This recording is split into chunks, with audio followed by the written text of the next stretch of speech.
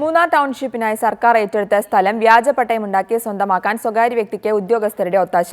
മൂന്നാർ നഗരത്തിലെ കോടികൾ വിലമതിക്കുന്ന 1.5 ഏക്കറോളം ഭൂമിയാണ് സ്വകാര്യ വ്യക്തി കൈവശം വെച്ചിരിക്കുന്നത്.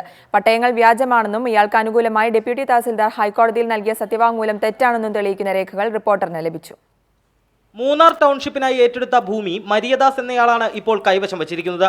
1.5 ഏക്കറോളം വരുന്ന ഈ ഭൂമി ഇയാൾക്ക് അവകാശപ്പെട്ടതാണെന്ന് ചൂണ്ടിക്കാട്ടി ദേവികുളം ഡെപ്യൂട്ടി തഹസിൽദാർ ഹൈക്കോടതിയിൽ സമർപ്പിച്ച സത്യവാങ്മൂലമാണിത്. എന്നാൽ ഇത് തെറ്റാണെന്ന് തെളിയിക്കുന്ന ഈ രേഖകൾ കാണുക. മരിയദാസിന്റെ ഭാര്യയും മക്കളും മരുമക്കളും തന്നെയാണ് ഈ പട്ടയങ്ങളുടെ ഉടമസ്ഥർ. ബന്ധുക്കളാണെന്ന് അറിയാതിരിക്കാനായി പല വിലാസങ്ങളിലായാണ് പട്ടയങ്ങൾ തയ്യാറാക്കിയിരിക്കുന്നത്. ഇവരിൽ പലർക്കും തങ്ങളുടെ പേരിൽ ഭൂമിയുള്ള കാര്യം അറിയില്ലെന്ന് അവർ തന്നെ രേഖാമൂലം സമ്മതിച്ച രേഖകളാണിത്.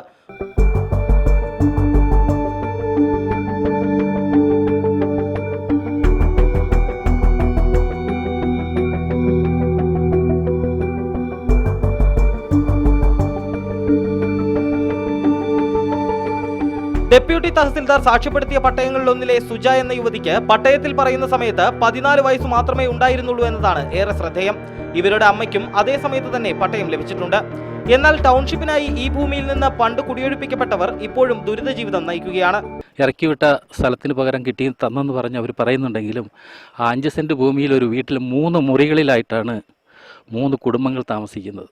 സർക്കാർ ഏറ്റെടുത്ത ഭൂമി പോലും വ്യാജ പട്ടയങ്ങൾ ഉപയോഗിച്ച് സ്വന്തമാക്കാൻ ഉദ്യോഗസ്ഥർ മുതലാളിമാർക്ക് കൂട്ടുനിന്നതിന്റെ തെളിവുകളാണ് നിങ്ങളിപ്പോൾ കണ്ടത്. ഹൈക്കോടതിയെ പോലും തെറ്റിദ്ധരിപ്പിച്ച ഈ ഉദ്യോഗസ്ഥരെ മാതൃകാപരമായി ശിക്ഷിച്ചില്ലെങ്കിൽ മൂന്നാറിൽ ഇനിയും കയ്യേറ്റങ്ങൾ തുടരും. സർക്കാരിന് കോടികളുടെ നഷ്ടമാകും ഇതുവഴി ഉണ്ടാവുക. മൂന്നാറിൽ നിന്നും ക്യാമറമാൻ എബിൻ സാബുവിനൊപ്പം യദു നാരായണൻ, റിപ്പോർട്ടർ.